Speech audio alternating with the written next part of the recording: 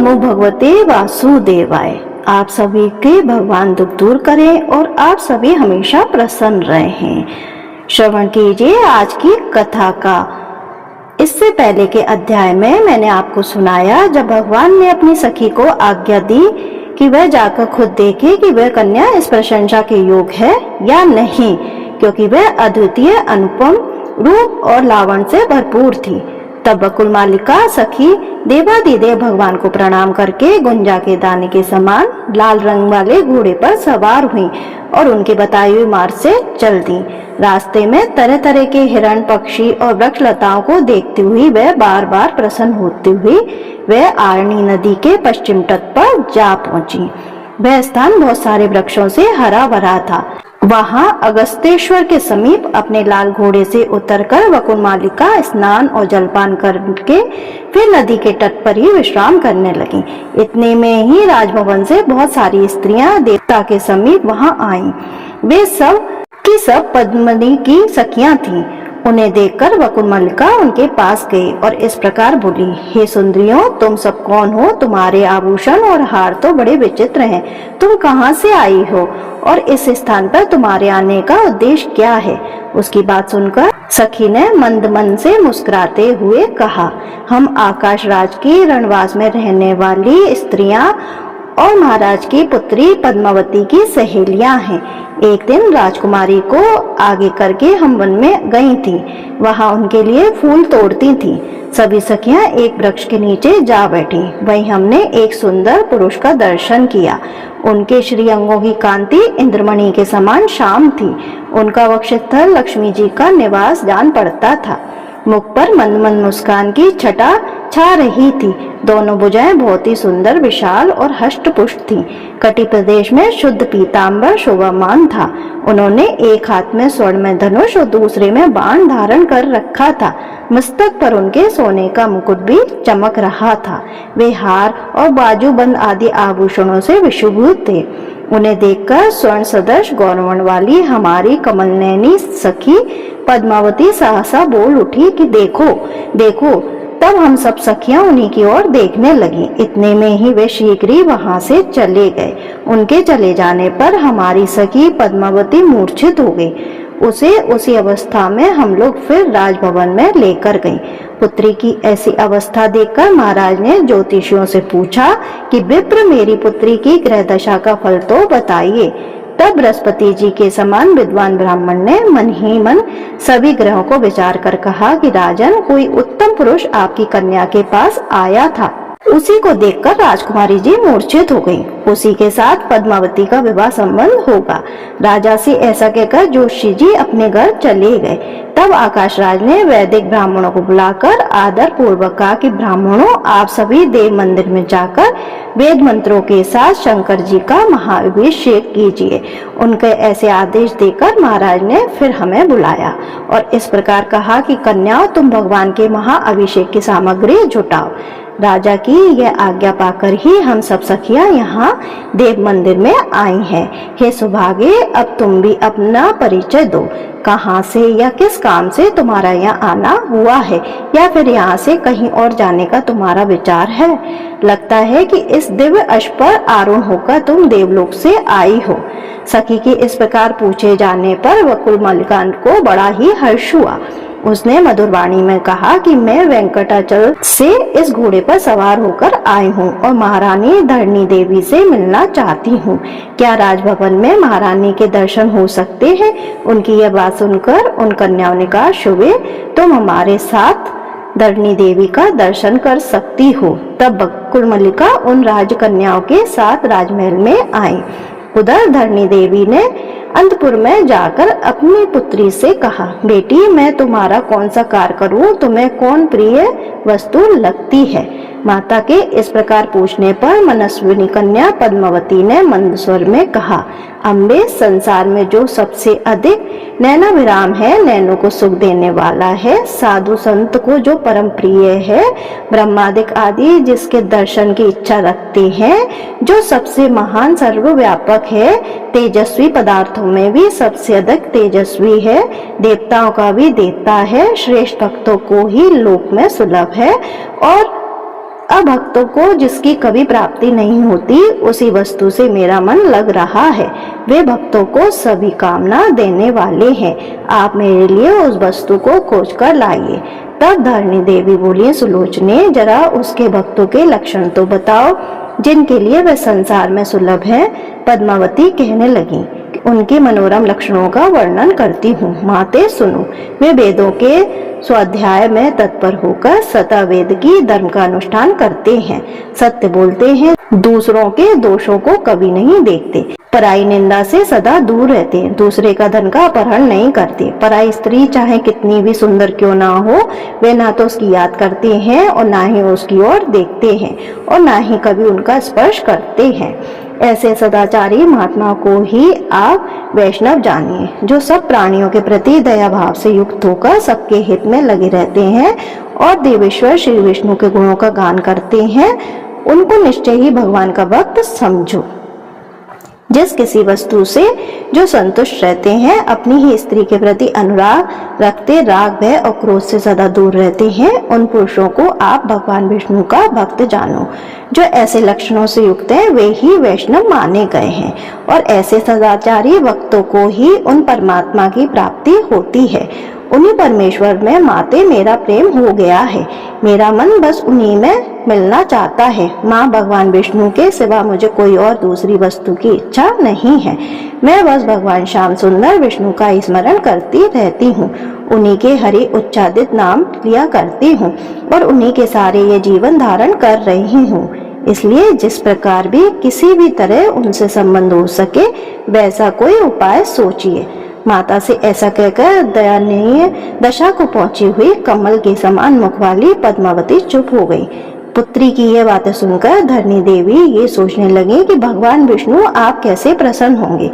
उसी समय अगस्त्येश्वर की पूजा करके पूर्वोत्तर कन्या बकुल मल्लिका के साथ धरणी देवी का दर्शन करने के लिए महारानी धरणी के पास आई। धरणी देवी ने घर पर पधारे हुए ब्राह्मण को उचित भोजन देकर उनका स्वागत सत्कार करके वस्त्र आभूषणों सहित पर्याप्त दक्षिणा दी और अपने मनोरथ की सिद्धि के लिए आशीर्वाद लेकर ससम्मान उन सभी को विदा कर दिया। उसके बाद वहां आई हुई मनस्विनी कन्याओं से पूछा, बताओ ये श्रेष्ठ कन्या कौन है? तुम लोगों ने इसका साथ कहाँ पाया और ये कहाँ से आई है और इस राजभवन में ये किस लिए लाई गई है? मुझे तो ये कोई पूजनीय देवी लग रही है।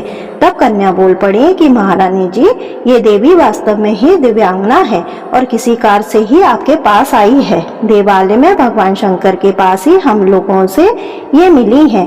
हमारे पूछने पर इसने बताया कि मैं पूजनीय महारानी जी से मिलने आई हूँ। तब हमने कहा कि तो तुम हमारे साथ ही चलो, हम महारानी जी की दासियां हैं और अभी राजमहल में ले चलेंगी। इसी प्रकार यह आपके पास आई है। अब आप ही पूछ लीजिए इनके आने का उद्देश्य क्या है। तब धरणी देवी ने पूछा, तुम कौन हो और कहां से आई हो? मुझसे तुम्हें क्या काम है, सच सच बताओ। तब बकुल मल्लिका बोली, महारानी मैं वेंकटाचल से आई हूँ। मेरा नाम बकुल मल्लिका है। हमारे स्वामी भगवान नारायण दास और श्री वेंकटाचल में निवास करते हैं। दिन विन्यासन के समान श्वेत और मन के समान वेगशाली अश्व पर सवार होकर वेंकटेश्वरी के पास ही वन में शिकार खेलने के लिए आए और एक वन से दूसरे वन में घूमते हुए आरणी नदी के तट पर आ पहुंचे। वहां घोड़ों से उतरकर वे नदी के सुंदर तट पर घूमने लगे। उसी समय उन्होंने फूल तोड़ती हुई कुछ सुंदर कन्याओं को देखा। उनके बीच में एक तवंगी कन्या भी थी जो लक्ष्मी जी के समान ही स्वर्ण गोरी और अत्यंत मनोहर थी। उस कन्या के प्रति भगवान का मन अनुरक्त हो गया, मोहित हो गया और उस कन्या को प्राप्त करने की इच्छा से फिर श्री हरि ने उन कन्याओं से पूछा कि ये सुंदर कुमारी कौन है? कन्याओं ने उत्तर दिया कि महाबले ये आकाश राज की कन्या है। इतना सुनकर वे घोड़े पर सवार हो गए और बड़ी तेजी से अपने निवास स्थान वेंकटाचल पर जा पहुंचे। वहां स्वामी पुष्करणी के किनारे अपने धाम में प्रवेश करके भगवान ने मुझे बुलाया और कहा, सखी बकुल मालिके, तुम आकाश राज के नगर में जाकर महाराज के अंतःपुर में प्रवेश करो और महारानी धरणी से मिलकर कुशल प्रश्न पूछने के बाद उनकी सुंदर पुत्री पद्मालय को मेरे लिए मांग लो और राजा का मनोभाव जानकर उनकी जो भी इच्छा हो वो जानकर शीघ्र लौट आओ। महारानी, भगवान की ऐसी आज्ञा होने पर मैं आपके महल में आई हूँ। अब आप मंत्री सहित महाराज जी से सलाह करके जो भी आप उचित जान पड़े वैसा कीजिए।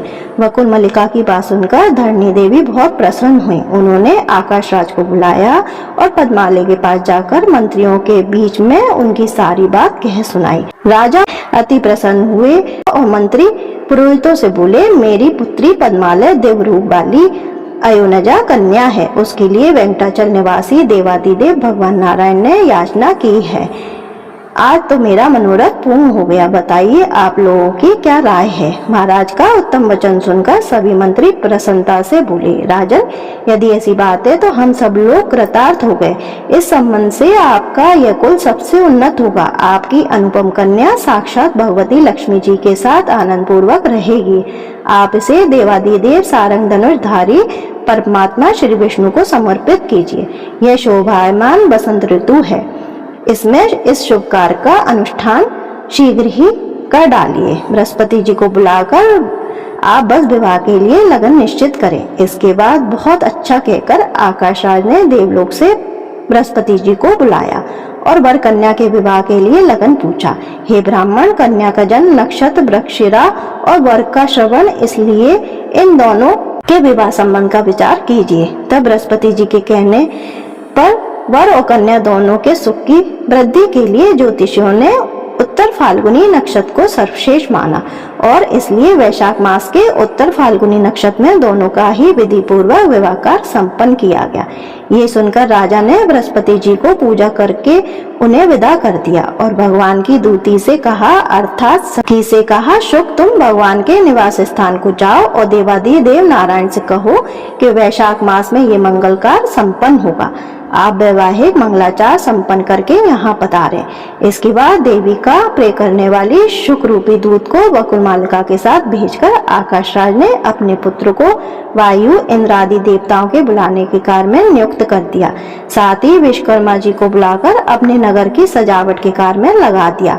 विश्वकर्मा जी ने पल भर में ही अपना कार्य पूर्ण कर लिया। उधर वकुल मल्लिका अश्व पर सवार होकर शुक के साथ प्रस्थान कर गई और वेंकटाचल पर पहुंचकर देवालय के समीप घोड़े से नीचे उतरी।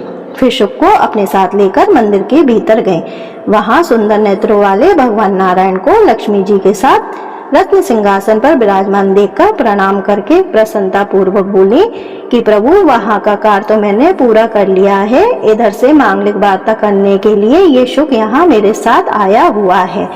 तब भगवान की आज्ञा पाकर शुक ने उन्हें प्रणाम किया और इस प्रकार का, हे माधव, भूमि कन्या पद्मिनी ने आपके पास ही संदेश भेजा है कि मुझे स्वीकार कीजिए। रमापते, मैं आपका ही नाम लेती हूँ, आपके ही स्वरूप का सदा स्मरण करती हूँ।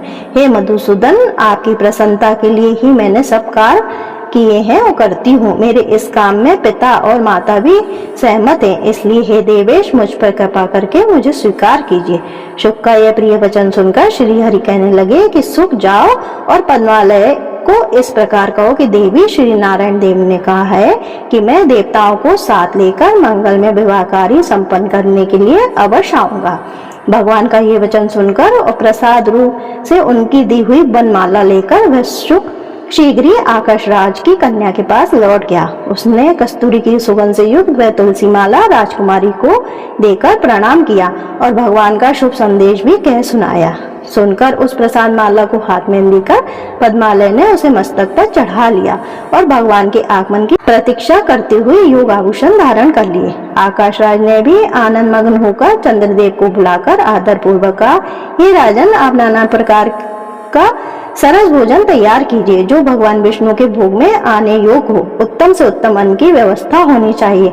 इस प्रकार प्रबंध करके भगवान के आने की प्रतीक्षा करते हुए आकाशराज बहुत ही प्रसन्न मन से सभा में बैठे थे। इसके बाद देवादिदेव भगवान नारायण ने भी लक्ष्मी जी को बुलाकर कहा, हे कल्याणी, अपनी सखियों को आज्ञा दो और विवाह कार्य संपन्न करो। भगवान का ये आदेश सुनकर लक्ष्मी जी ने सखियों को बुलाया, सभी को आवश्यक कार्य करने की आज्ञा दी।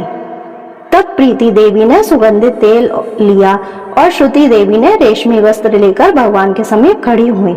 स्मृति देवी भी तरह तरह के आभूषण लेकर उपस्थित हुई। धृति ने दर्पण हाथ में लिया, शांति ने कस्तूरी को प्रस्तुत किया, लज्जा देवी यक्ष कर्दम लेकर भगवान के सामने खड़ी हुई। यक्ष कर्दम अर्थात कपूर, अगर, कस्तूरी और कनकोल से बनी हुई अंगीराक सामग्री को यक्षकर्दम कहते हैं। कीर्ति ने सोने का पट और रत्न में मुकुट हाथ में लिया और श्री ने छत्र लगाया और सरस्वती देवी चमर ढुलाने लगी। गौरी देवी ने दूसरा चमर हाथ में ले लिया। विजया और जया पंखा जलने लगी। इस प्रकार सभी देवियों को वहां उपस्थित देखकर लक्ष्मी देवी ने शीघ्रता पूर्वक उठकर सुगंधित तेल हाथ में लिया और भगवान के मस्तक से लेकर सभी अंगों में लगा दिया और सुगंधित किया और जोर से उपटन किया। इस प्रकार श्री नारायण देव के सभी अंगों को भली भांति मलकर आकाशगंगा आदि तीर्थों से भर कर लाए हुए 100 स्वर्णमय कलश मंगवाए और उनमें से एक एक को लेकर उनके जल से भगवान का अभिषेक किया। इसके बाद सुनहरे रंग के सुगंधयुक्त चंदन से भगवान के अंग में लेप लगाया। फिर उनकी कमर में रेशमी पीतांबर बांधकर उसमें करदनी पहना दी, मस्तक पर मुकुट रखा और अन्य आभूषणों से भी विभिन्न अंगों को विशोभित कर दिया। उनकी सभी उंगलियों में लक्ष्मी जी ने दिव्य सोने की अंगूठियां पहना दी। इसके बाद धरती देवी ने भगवान के समीप आकर दर्पण दिखाया। दर्पण देखकर देवादिदेव विष्णु ने स्वयं ही उर्द पुराण धारण किया। इसके बाद वे लक्ष्मी जी के साथ गरुड़ पर आरूढ़ हो गए। इसी समय श्री ब्रह्मा, महादेव, श्री इंद्र, वरुण, यम और कुबेर उनकी सेवा में उपस्थित हुए। इन सभी देवताओं, विशिष्ट आदि मुनीश्वरों, सनकादिक मुनियों तथा अन्य भागवत भक्तों के साथ भगवान विष्णु नारायणपुर को गए। उस समय भगवान विष्णु के समीप देवताओं के नगाड़े बजना शुरू हो गए। मुनि गणदेव मंत्रों का जाप करते हुए भगवान के पीछे पीछे चल रहे थे। भगवान के साथ सभी देवता और सेना आदि पार्षद चल रहे थे। बकुलमाला आदि सखियां रथों में बैठकर गईं। इस प्रकार भगवान ने बारात लेकर आकाश के सजे हुए नगर में प्रवेश किया। आकाशराज ने देखा कि भगवान आ गए हैं और पुत्री पद्मावती भी ऐरावत पर बैठकर समस्त पुरी की परिक्रमा करके गोपुर द्वार पर आ पहुंची हैं। तब वे वर वधू को साथ लेकर भाई बंधु के साथ भगवान का दर्शन करते हुए उठ खड़े हो गए। भगवान ने अपने कंठ में पड़ी हुई माला हाथ में लेकर पद्मालय के गले में डाल दी और पद्मालय ने बेला के फूलों का गजरा लेकर भगवान के कंठ में पहना दिया। ऐसा करके भी दोनों ही सवारियों से उतर गए और थोड़ी देर पीढ़े पर खड़े होने के बाद सुंदर गृह में प्रवेश किया। उनके साथ ब्रह्मादिक देवताओं का समुदाय भी था।